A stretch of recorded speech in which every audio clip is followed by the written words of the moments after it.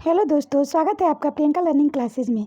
आज से हम लोग झारखंड संपूर्ण संग्रह के बारे में देखते हैं ताकि झारखंड पीसीएस में इससे रिलेटेड कोई भी क्वेश्चन आए तो आपका ना छूटे। तो चलिए हम लोग देखते हैं इससे रिलेटेड क्वेश्चन। तो पहला टॉपिक देखते हैं, झारखंड का नवीनतम प्रतीक चिन्ह। ये प्रतीक चिन्ह दिया हुआ है।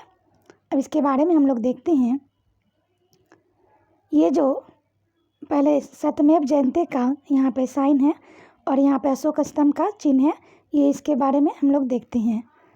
तो ये है नए राज्य चिन्ह के केंद्रीय भाग में उकेश भाषा अशोक स्तंभ भारत के उत्तम सहकारी संघवाद, इसमें झारखंड की सहभागिता एवं अद्वितीय भूमिका को रेखांकित करता है यह प्रतीक चिन्ह।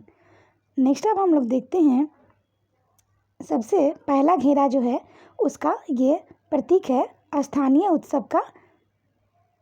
इसके बारे में देखते हैं। स्थानीय त्योहारों को चित्रित करने वाले जनजातीय कला को नए राज्य चिन्ह में स्थान दिया गया है, जो राज्य की समृद्धि और विविधतापूर्ण परंपराओं के साथ उसकी निराली संस्कृति और धरोहर का बोध कराते हैं। अब नेक्स्ट हम लोग देखते हैं,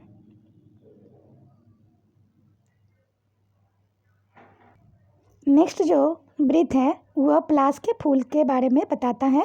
पलाश का फूल झारखंड के प्राकृतिक सौंदर्य एवं सुरम्यता को प्रतिबिंबित करता है। पुष्पित होता पलाश का फूल बसंत ऋतु के आगमन का प्रतीक है। वही बसंत ऋतु जो समृद्धि और संदेश लेकर आता है। नेक्स्ट वृत्त हम लोग देखें तो वो हाथी के बारे में बताता है। राज्य के ईश्वर और प्रचुर प्राकृतिक संसाधनों को दर्शाता हाथी झारखंड के महान इतिहास, शक्ति और सामूहिक बुद्धिमत्ता का प्रतीक है। वर्तमान और सुनहरे भविष्य के मध्य खड़ी सभी बाधाओं का दमन करते हुए आगे बढ़ने के संकल्प का प्रतीक है ये हाथी। नेक्स्ट हम लोग देखते हैं, नेक्स्ट बाहरी जो वृत्त है तो वह हरा रंग का है। नए राज्य चिन्ह का हरा रंग संपूर्ण राज्य में फैली हरियाली व वन संपदा का परिचायक है। प्राकृतिक सौंदर्य और संसाधनों में विभूषित झारखंड विकास के पथ पर लंबे लंबे पग धरने हेतु आवश्यक कच्चे मालों से परिपूर्ण है। अब हम लोग इससे रिलेटेड प्रमुख तथ्य को देखते हैं। तो पहला है, सौरा चित्रकारी यह राज्य की समृद्ध सांस्कृतिक विरासत को प्रतिबिंबित करता है। झारखंड सरकार द्वारा जारी किया गया नया लोगों में कुल घेरों की संख्या 7 है। इंपॉर्टेंट फैक्ट है, ध्यान रखेंगे। प्रथम घेरे यानी कि बीच वाले घेरे में अशोक स्तंभ एवं सत्यमेव जयते लिखा है। दूसरा घेरा, इसमें सफ़ेद रंग के 60 गोले घेरे दर्शाए गए हैं जो रिक्त हैं। इंपॉर्टेंट फैक्ट है, ध्यान रखेंगे। कितने गोले? 60। तीसरा घेरे के बारे में बात करें तो ये इसमें मानव आकृति प्रदर्शित की गई है जिनकी कुल संख्या 48 है, जो 24 जोड़ों में दिखाए गए हैं। नेक्स्ट देखते हैं, चौथे घेरे, इसमें झारखंड के राजकीय पुष्प पलाश को दर्शाया गया है जिसकी संख्या 24 है। इंपॉर्टेंट है, ध्यान रखेंगे। नेक्स्ट देखते हैं, पांचवें घेरे, इसमें झारखंड के राजकीय पशु हाथी को दर्शाया गया है जिसकी संख्या 24 है। छठा घेरे में झारखंड सरकार एवं गवर्नमेंट ऑफ झारखंड लिखा है। सातवां घेरा, यह भी प्रथम घेरे का तरह रिक्त है। झारखंड सरकार द्वारा यह निर्मित लोगो 15 अगस्त 2020 से प्रभावी है। काफ़ी इंपॉर्टेंट है, ये डेट याद रख लेंगे क्योंकि यहाँ से क्वेश्चन पूछने की संभावना है। ये नया लोगो है भारत सरकार, झारखंड सरकार का, इसे हम लोग काफ़ी इंपॉर्टेंट है, इसे देख सकते हैं। यहाँ से क्वेश्चन पूछने की संभावना रहती है। नेक्स्ट टॉपिक अब हम लोग देखते हैं, झारखंड का राजनीतिक मानचित्र। तो मानचित्र है, ये झारखंड राज्य है। उत्तरतम बिंदु साहेबगंज है। पूर्वी बिंदु पाकुर जो कि 87 डिग्री 57 मिनट पे है, और उत्तरम बिंदु, सबसे उत्तरी बिंदु 25 डिग्री 18 मिनट पे है। और यही दक्षिणतम बिंदु की बात करें तो ये चाईबासा है जो 21 डिग्री 58 मिनट पे है। पश्चिमी बिंदु गढ़वा है जो 83 डिग्री 19 मिनट पे है। झारखंड सरकार का पुराना राजकीय चिन्ह ये है। नया लोगो जो बन के दिखाया गया है वो है, जो प्रभावी है 15 अगस्त 2020 से। अब हम लोग इसकी मैप देखते हैं। मैप है, इसका विस्तार हम लोग देखें, इसका विस्तार है, कुल विस्तार उत्तर से दक्षिण देखें 380 किलोमीटर है। और हम लोग पश्चिम से पूर्व की ओर देखें तो 463 किलोमीटर कुल विस्तार है।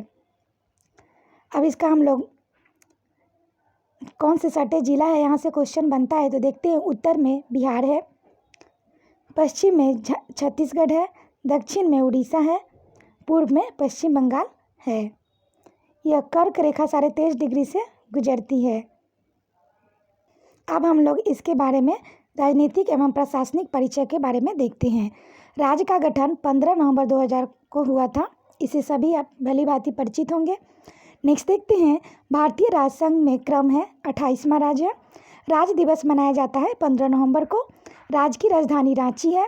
राज्य की उप राजधानी दुमका है। प्रस्तावित मेदिनीनगर, चाईबासा, गिरिडीह है। औद्योगिक राजधानी जमशेदपुर है। उच्च न्यायालय रांची है। देश का 21वां हाईकोर्ट। राजकीय भाषा हिंदी है। द्वितीय राजकीय भाषा 16 है, जिसमें उर्दू, मुंडारी, कुडुख, संथाली, हो, खोटा, पंच, परगिनिया, कुरमाली, खड़िया, उड़िया, बांग्ला, मगही, मैथिली, भोजपुरी, अंगिका, नागपुरी है। नेक्स्ट देखते हैं। प्रमंडलों की संख्या है 5। राज्य गठन के समय 4 थी। नवगठित प्रमंडल 1 है, कोल्हान। जिलों की संख्या 24 है। राज्य गठन के समय 18। अनुमंडलों की संख्या 45। राज्य गठन के समय 33 है। प्रखंडों की संख्या 263। पूर्व में 264 थे, परंतु झरिया प्रखंड का धनबाद नगर निगम विलय होने से घटकर 263 हुए। नेक्स्ट देखते हैं। अधिसूचित प्रखंडों की संख्या 132 है। गांव की संख्या 32,620 है। ग्राम पंचायतों की संख्या 4,402 है, परंतु पंचायती राज विभाग के अनुसार 4559 है। नेक्स्ट देखते हैं। अधिसूचित पंचायतों की संख्या 2071 है। जिला परिषदों की संख्या 24 है। जिला परिषदों की सदस्यों की संख्या 545 है। वहीं नगर परिषदों की संख्या की बात करें तो ये 21 है। नगर पंचायतों की संख्या 20 है। अधिसूचित क्षेत्र समिति 1 है। छावनी बोर्ड की संख्या 1 है। रामगढ़ नगर निगमों की संख्या 9 है। रांची, धनबाद, देवघर, आदित्यपुर, चास, मेदिनीनगर, हजारीबाग, मानगो, गिरिडीह। नेक्स्ट देखते हैं। कुल शहरी स्थानीय निकाय 51 है। राज्य विधायिका का स्वरूप एक सदनीय विधानसभा है। विधान परिसभा में सदस्यों की संख्या 82 है। 81 निर्वाचित, 1 मनोनीत है। नेक्स्ट देखते हैं। विधानसभा में आरक्षित स्थिति एसटी की 28 है, एससी की 9 और जी 44 है, जेंडर 44।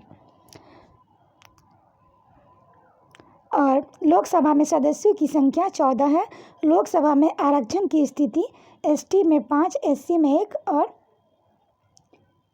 गर्ल्स में 8 है। सॉरी, यहाँ पे गर्ल्स को 44। नेक्स्ट देखते हैं। राज्यसभा के सदस्यों की संख्या 6 है। सबसे बड़ा संसदीय क्षेत्र सिंहभूम सुरक्षित एसटी है। सबसे छोटा संसदीय क्षेत्र चतरा है। सर्वाधिक प्रखंड वाले जिले पलामू 21, गढ़वा 20, रांची 18 है। सर्वाधिक जिला वाला प्रमंडल उत्तरी छोटा नागपुर 7 है। न्यूनतम जिला वाला प्रमंडल पलामू व कोल्हान है 3-3। राज्य में थानों की संख्या 427 है। राज्य में केंद्रीय कारागार की संख्या 5 है। देखते हैं कौन कौन है। पहला बिरसा मुंडा केंद्रीय कारागार रांची। दूसरा दुमका केंद्रीय कारागार दुमका। तीसरा जयप्रकाश केंद्रीय कारागार हजारीबाग। चौथा पलामू केंद्रीय कारागार मेदिनीनगर। पाँचवा घाघीडीह केंद्रीय कारागार जमशेदपुर। नेक्स्ट देखते हैं। राज्य में पहली बार राष्ट्रपति शासन कब लागू हुआ?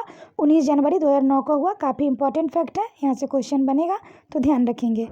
नेक्स्ट क्वेश्चन देखते हैं। झारखंड के राज्यपाल, तो ये द्रौपदी मुर्मू है, राज्य की 8वीं राज्यपाल। नंबर भी याद रखेंगे क्योंकि एग्जाम में कितनी नंबर की है यह भी क्वेश्चन पूछ देता है। नेक्स्ट देखते हैं। झारखंड के मुख्यमंत्री हेमंत सोरेन है, क्रम से 11वीं तथा व्यक्ति के रूप में 6ठे हैं, ये भी ध्यान रखेंगे। नेक्स्ट है। विधानसभा अध्यक्ष रविंद्रनाथ महतो है। नेता प्रतिपक्ष बाबूलाल मरारी भाजपा। हाई कोर्ट के मुख्य न्यायाधीश न्यायमूर्ति डॉक्टर रवि रंजन है। अब हम लोग राज्य के प्रतीक चिन्ह के बारे में देखते हैं। तो राजकीय पशु हाथी, राजकीय पक्षी कोयल, राजकीय वृक्ष साल है, राजकीय पुष्प पलाश है। पुराना राजकीय चिन्ह ये है, इसे ध्यान रखेंगे। नया वृत्त वाला है, ध्यान रखेंगे। इसमें 4 जे अक्षरों के बीच अशोक चक्र, इसके डिजाइन डिजाइनर राष्ट्रीय अभिकल्पना संस्थान अहमदाबाद के अमिताभ पांडे हैं। इंपॉर्टेंट फैक्ट है, ध्यान रखेंगे। इसको स्वीकृति फरवरी 2002 में को दी गई। इस राज्य के चिन्ह में जे अक्षर झारखंड का तथा अशोक चक्र गतिशीलता, परिवर्तन एवं प्रगति का सूचक है। नेक्स्ट देखते हैं हम लोग झारखंड का भौगोलिक परिचय। भौगोलिक अवस्थिति भारत के उत्तर पूर्वी भाग में है। गोलार्ध उत्तरी गोलार्ध में है। राज्य की ज्यामितीय आकृति चतुर्भुजाकार है। जलवायु उष्णकटिबंधीय मानसूनी है। अक्षांशीय विस्तार 21 डिग्री 58 मिनट 10 सेकंड से 25 डिग्री 18 मिनट उत्तरी अक्षांश है। देशांतरीय विस्तार 83 डिग्री 19 मिनट से 50 सेकंड से 87 डिग्री 57 पूर्वी देशांतर है। राज्य से गुजरने वाली अक्षांश रेखा 23.5 डिग्री उत्तरी अक्षांश कर्क रेखा है। झारखंड राज्य की सीमा को स्पर्श करने वाले राज्य बिहार, बंगाल, छत्तीसगढ़, उत्तर प्रदेश, उड़ीसा है। राज्य की लंबाई चौड़ाई उत्तर से दक्षिण की लंबाई 380 किलोमीटर, चौड़ाई पूर्व से पश्चिम की ओर 463 किलोमीटर है। राज्य का कुल क्षेत्र 89,714 वर्ग किलोमीटर है। ग्रामीण क्षेत्रफल 77,922 वर्ग किलोमीटर है। शहरी क्षेत्रफल 1,792 वर्ग किलोमीटर है। भारत के कुल क्षेत्रफल का हिस्सा 2.42% है। क्षेत्रफल की दृष्टि से भारत का स्थान 15वां है। जम्मू एवं कश्मीर के केंद्र शासित प्रदेश बनने के पश्चात पूर्व में 16वां। सबसे ज़्यादा क्षेत्रफल वाला जिला पश्चिमी सिंहभूम, सबसे कम क्षेत्रफल वाला जिला रामगढ़ है। राष्ट्रीय राजमार्गों की कुल लंबाई 2,653.64 किलोमीटर है। राजकीय राजमार्गों की कुल लंबाई 1,231.90 किलोमीटर है। मुख्य फसल धान है। औसत वार्षिक वर्षा 140 सेंटीमीटर है। कुल कृषि योग्य भूमि 38 लाख हेक्टेयर है। कुल क्षेत्रफल में वन की प्रतिशत 29.55% है। सर्वाधिक वनाच्छादित जिला क्षेत्रफल पश्चिमी सिंहभूम है। न्यूनतम वनाच्छादित जिला क्षेत्रफल जामताड़ा है। सर्वाधिक वन क्षेत्र जिला प्रतिशत लातेहार 56.02% है। न्यूनतम वन क्षेत्र वाला जिला प्रतिशत जामताड़ा 5.36% है। प्रति व्यक्ति वन 0.08 हेक्टेयर है। कुल कृषि योग्य भूमि 38 लाख हेक्टेयर है। राज्य का सर्वोच्च शिखर पारसनाथ 1365 मीटर है। अब हम लोग नेक्स्ट टॉपिक देखते हैं, झारखंड का आर्थिक परिचय।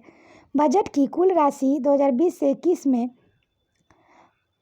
86,370 करोड़ है। राजस्व व्यय की राशि 73,315.94 करोड़ है। पूंजीगत व्यय 1,354.6 करोड़ है। विकास दर 2014 से 15 12.5% है। विकास दर का अनुमान 2019 से 2020 7.2% है। विकास दर का लक्ष्य 2020 से 21 8% है।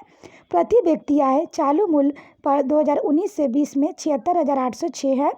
प्रति व्यक्ति आय स्थिर मूल्य पर 2019 से 20 में 59,384 है। राजकोषीय घाटा का अनुमान 2020 से 21 में 8243.4 करोड़, जीएसडीपी का 2.15% है। राज्य के जीडीपी में प्राथमिक कृषि क्षेत्र का योगदान 20.2% है। नेक्स्ट देखते हैं, राज्य के जीडीपी में द्वितीयक उद्योग क्षेत्र का योगदान 19.6% है। राज्य के जीडीपी में तृतीयक सेवा 60.2% है। एसडीआई में भारत के स्थान 34वां है। राज्य और केंद्र शासित प्रदेश मिलाकर राज्य में कुल डाकघर है 3095। शहरों की संख्या 228 है। 1 से 10 लाख के बीच आबादी वाले नगर 10 है। महानगरों की संख्या 3 है, रांची, जमशेदपुर, धनबाद। सबसे बड़ा शहर जमशेदपुर है। प्रमुख औद्योगिक नगरी जमशेदपुर, धनबाद, बोकारो है। राज्य में विश्वविद्यालयों की संख्या 21 है। 1 केंद्रीय विद्यालय, 10 राज्य विद्यालय, 1 डीम्ड विश्वविद्यालय, 9 निजी विश्वविद्यालय है। नेक्स्ट क्वेश्चन हम लोग देखते हैं, सबसे बड़ा वन क्षेत्र सारडा है। सबसे लंबी नदी दामोदर है। सबसे बड़ी परियोजना दामोदर नदी घाटी परियोजना है। 8वीं अनुसूची में शामिल भाषा संथाली है। अब देखते हैं, काफ़ी इंपॉर्टेंट टॉपिक है, झारखंड का जननांकीय परिचय। पहला है राज्य की कुल जनसंख्या, ये है, तो इसकी संख्या है 3,29,88,134 2011 के अनुसार। वही पुरुष की बात करें तो ये 1,69,00,000 1,30,315 कुल जनसंख्या का 51.32% है। वहीं महिलाएं की बात किया जाए तो 1,60,57,819 कुल जनसंख्या के 48.68% है। ग्रामीण जनसंख्या 2,50,55,073 है। कुल जनसंख्या का 75.95%, यानी कि अधिकतर जनसंख्या ग्रामीण है। शहरी जनसंख्या की बात किया जाए तो ये 79,33,061 है। कुल जनसंख्या का 24.5%। अनुसूचित जाति की जनसंख्या 39,85,644 है। कुल जनसंख्या का 12.8%। अनुसूचित जनजाति की जनसंख्या 86,45,042 है। कुल जनसंख्या का 26.20%। भारत की कुल जनसंख्या का प्रतिशत 2.73% है। जनसंख्या की दृष्टि से झारखंड का भारत में स्थान 14वां है। 2001 से 2011 के दशक में जनसंख्या वृद्धि दर 22.4% है। दशकीय जनसंख्या वृद्धि दर की दृष्टि से भारत में स्थान 10वां है। सर्वाधिक जनसंख्या वाला जिला रांची है। न्यूनतम जनसंख्या वाला जिला लोहरदगा है। नेक्स्ट क्वेश्चन देखते हैं। जनसंख्या घनत्व 414 व्यक्ति प्रति वर्ग किलोमीटर है। जनसंख्या घनत्व भारत में स्थान 14वां है। सर्वाधिक जनसंख्या घनत्व वाला जिला धनबाद है। न्यूनतम जनसंख्या घनत्व वाला जिला सिमडेगा है। लिंगानुपात 949 महिलाएं प्रति 1000 पुरुषों पर है। लिंगानुपात में भारत में स्थान 17वां है। सर्वाधिक लिंगानुपात वाला जिला पश्चिमी सिंहभूम है। न्यूनतम लिंगानुपात वाला जिला धनबाद है। साक्षरता दर 66.4% है। साक्षरता दर भारत में स्थान 32वां है। पुरुष साक्षरता दर 76.8% है। महिला साक्षरता दर 55.4% है। सर्वाधिक साक्षरता दर वाला जिला रांची है। नेक्स्ट देखते हैं। न्यूनतम साक्षरता दर वाला जिला ये पाकुड़ है। सर्वाधिक ओबीसी जनसंख्या वाला जिला गिरिडीह है। न्यूनतम ओबीसी जनसंख्या वाला जिला खूंटी है। केंद्र सरकार द्वारा घोषित 6 अल्पसंख्यक केंद्रीय जिले सिमडेगा, पाकुड़, खूंटी, गुमला, रांची और साहेबगंज है। नेक्स्ट टॉपिक हम लोग देखते हैं। झारखंड का जनजातीय परिचय काफ़ी इंपॉर्टेंट टॉपिक है, इसे हम लोग देखते हैं। कुल जनजातियाँ 32 हैं। कुल आदिम जनजातियाँ 8 है। नेक्स्ट हम लोग देखते हैं अनुसूचित जनजाति की जनसंख्या ये है 86,45,042। कुल जनसंख्या में जनजातीय जनसंख्या का प्रतिशत 26.2% है। आदिम जनजातियों की कुल जनसंख्या 1,92,425 है। राज्य की कुल जनसंख्या में आदिम जनजातियों का प्रतिशत 0.72 है। सर्वाधिक जनसंख्या वाली जनजाति संथाल है। सर्वाधिक जनजाति वाला जिला संख्या के आधार पर रांची है। न्यूनतम जनजाति वाला जिला संख्या के आधार पर कोडरमा है। सर्वाधिक जनजाति वाला जिला प्रतिशत के आधार पर खूंटी है। न्यूनतम जनजाति वाला जिला प्रतिशत के आधार पर कोडरमा है। सर्वाधिक बोली जाने वाली जनजातीय भाषा संथाली है। नेक्स्ट हम लोग देखते हैं जनजातीय समाज में लिंगानुपात 987 है। जनजातीय समाज में साक्षरता दर 40.7 है। जनजातीय समाज में पुरुष साक्षरता दर 54% है। जनजातीय समाज में महिला साक्षरता दर 27.2% है। जनजातीय जनसंख्या में झारखंड का भारत में स्थान 4था है। जनसंख्या की दृष्टि से 4 बड़ी जनजाति संथाल, उरांव, मुंडा, हो है। सर्वप्रमुख जनजातीय त्यौहार सरहुल है। सबसे मशहूर लोकनृत्य छऊ है। जनजातीय समाज के प्रमुख देवता सिंहबोंगा है। सर्वाधिक कठोर जनजातीय दंड बिटलाहा है। अब हम लोग देखते हैं झारखंड की 32 जनजातियाँ। तो पहला है संथाल, मुंडा, उरांव, हो। फिर है खरवार, खड़िया, लोहरा, भूमिज, महली, करमाली, बैगा, बथुली, किसान, बाजरा, बेदीजा, गोंड, चेरो, चिकबाइक, बेदिरा, गोहाइतक, कोड़ा, काबर, कोल, माल पहाड़िया, सोरैया पहाड़िया, असुर, बिजरिया पहाड़िया, बिरहोर, कोरबा, सरब और खोंड है। नेक्स्ट टॉपिक हम लोग देखते हैं मुंडा मानकी हो शासन व्यवस्था। हो जनजाति की पारंपरिक शासन व्यवस्था मुंडा मानकी व्यवस्था के नाम से जानी जाती है। हो जनजाति मूलतः मुंडा जनजाति की एक उपशाखा है। अतः मुंडा और हो जनजाति की पारंपरिक शासन व्यवस्था मामूली अंतरों के साथ मुंडा मानकी ही कहलाती है। हो मुंडा जनजाति में पाई जाने वाली यह शासन व्यवस्था विश्व की प्राचीनतम गणतंत्रीय शासन व्यवस्था का उदाहरण मानी जाती है।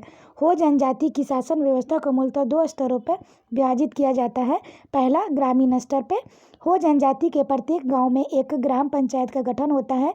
यह पंचायत ग्राम के जुड़े सभी महत्वपूर्ण मामलों पर निर्णय देने का कार्य करता है। ग्राम पंचायत की निरंतरता को बनाए रखने हेतु कई प्रकार के अधिकारी नियुक्त किए जाते हैं। जैसे मुंडा, यह ग्रामीण शासन व्यवस्था का प्रमुख होता है तथा ग्राम से जुड़े सभी प्रशासनिक एवं न्यायिक कार्य संपन्न करता है। यह सरना शासन, अखरा जैसे पर महत्वपूर्ण सामाजिक स्थलों का देखभाल एवं प्रबंधन का कार्य भी करता है। डाकुआ, यह मुंडा का सहयोगी है तथा मुंडा के निर्णय एवं आदेशों को गांव तक पहुंचाता है।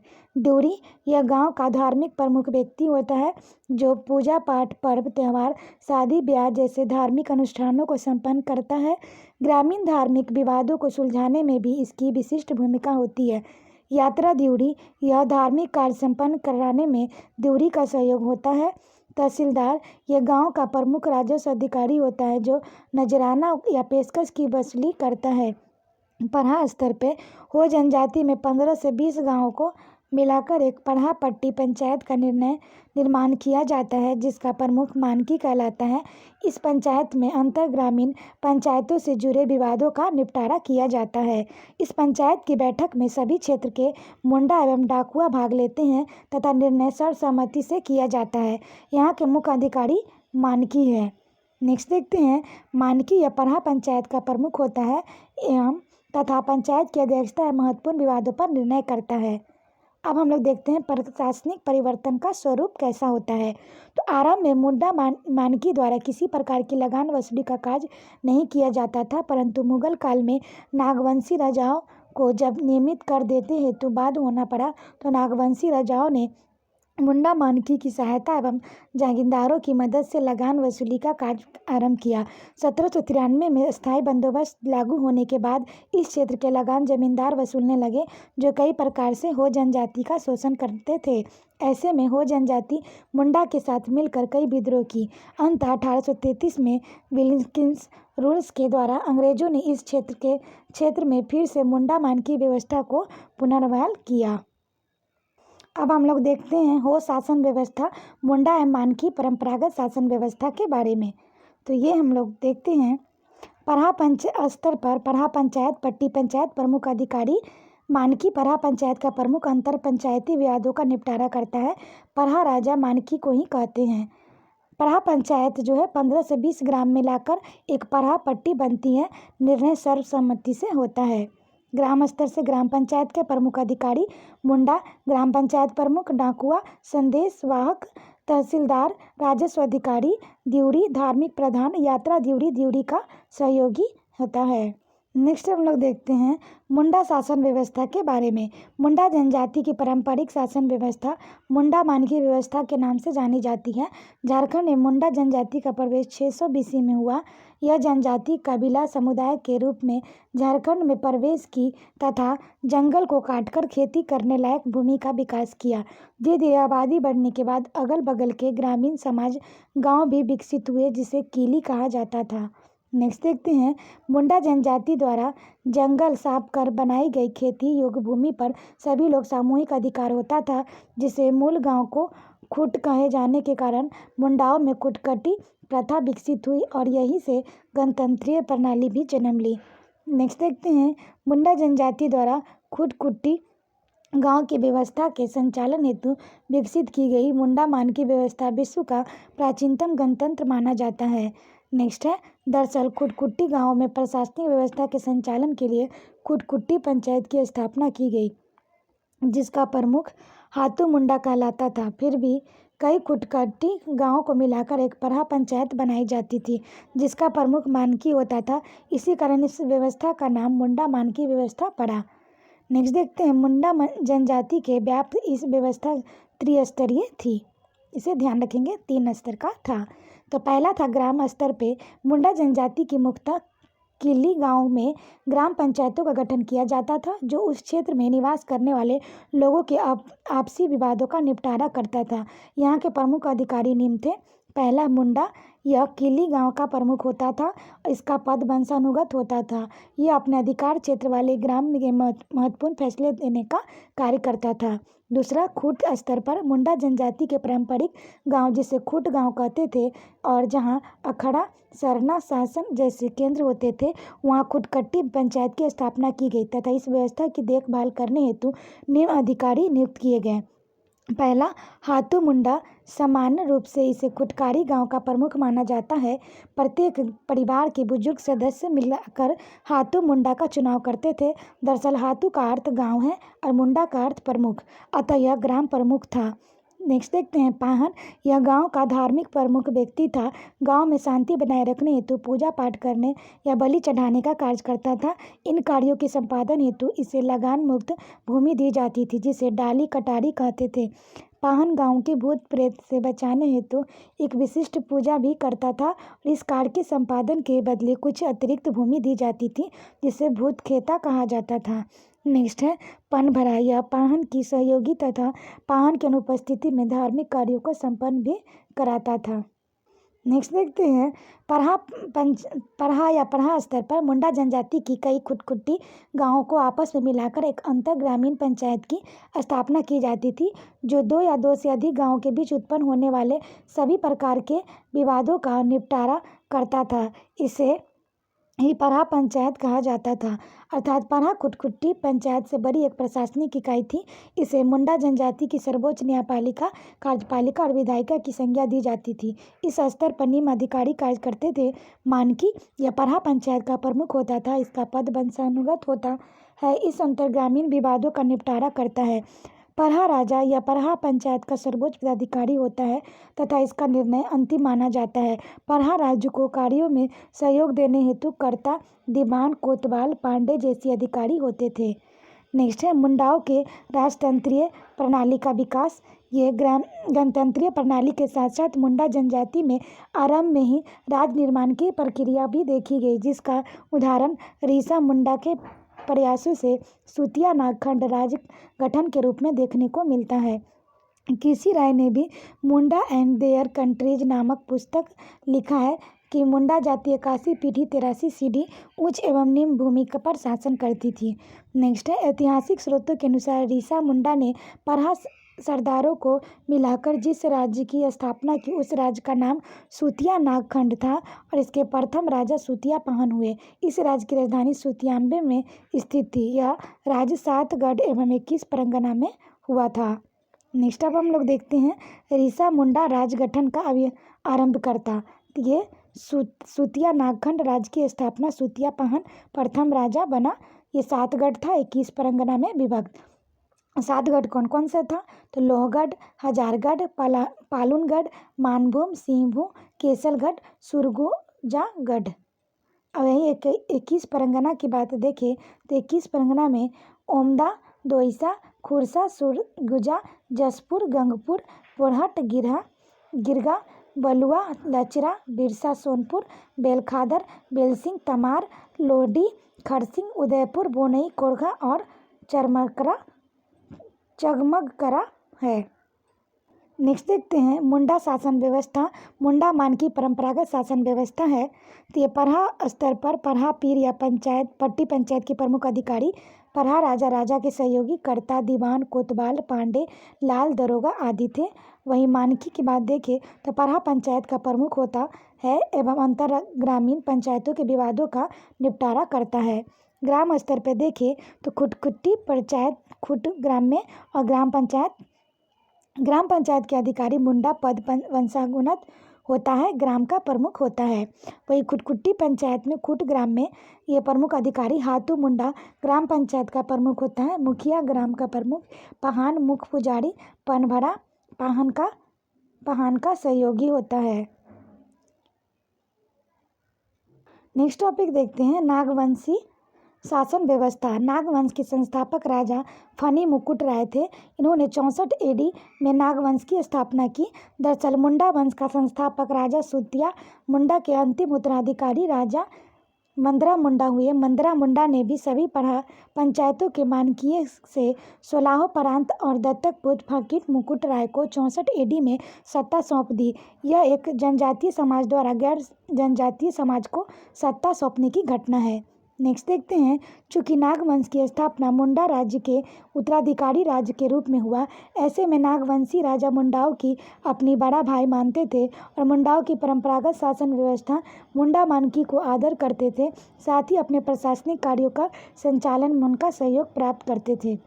नेक्स्ट है, नागवंशी काल में मुंडा मानकी व्यवस्था भुइहड़ी व्यवस्था के नाम से जानी जाने लगी। इस काल में पढ़ा को पट्टी कहा जाने लगा, जो कि प्रशासनिक इकाई थी, तथा मानकी को भुइहर कहा जाने लगा, जो कि एक प्रशासनिक पद था। परंतु ग्रामीण पंचायती व्यवस्था पूर्व की भांति यथावत बनी रही। नेक्स्ट देखते हैं, साथ ही फनी मुकुट राय ने विशेषकर बनारस के लोगों को छोटा नागपुर आने का निमंत्रण दिया, जिसे कुंवर लाल ठाकुर, दीवान कोतवाल पांडे मुख्य थे। इन लोगों को प्रशासन में महत्वपूर्ण पदों पर नियुक्त भी किया गया। नेक्स्ट है, मुगल काल में नागवंशी राजाओं की स्थिति बदली। विशेषकर नागवंशी राजा दुर्जन साल को जब जहांगीर ने 12 साल की बंदी बनाया और फिर रिहाई के बाद उन्हें 6,000 रुपये वार्षिक लगान देने को मजबूर किया, तो इस क्षेत्र में प्रशासनिक स्वरूप बदल गया। आरंभ में नागवंशी राजाओं ने नियमित कर वसूली का जिम्मा मुंडा मानकी को ही सौंपा, परंतु बाद में यह जिम्मेवारी जागीरदारी को दे दी गई, जिसे जागीरदारी प्रथा का नाम दिया गया। नेक्स्ट देखते हैं, 1765 में मुगल बादशाह आलम ने अंग्रेजों को बंगाल, बिहार, उड़ीसा का दीवानी अधिकार प्राप्त हुआ, जिस पर आगे चलकर लॉर्ड कॉर्नवालिस ने 1793 में अस्थायी बंदोबस्त लागू किया। इस प्रक्रिया में जमींदार को भूस्वामी माना गया। अब लगान वसूली का कार्य जमींदारों को दिया जाने लगा। इस पर पढ़ा प्रणाली परगना में बदली गई। जमींदारों ने इस क्षेत्र का जमकर शोषण किया तथा बड़े पैमाने पर जमीन से जुड़े अधिकारों में हेरफेर किया। बंगाल, बिहार में आने वाले लोग बड़े पैमाने पर भूस्वामी बन गए और जंगलों पर भी अधिकार कर लिया।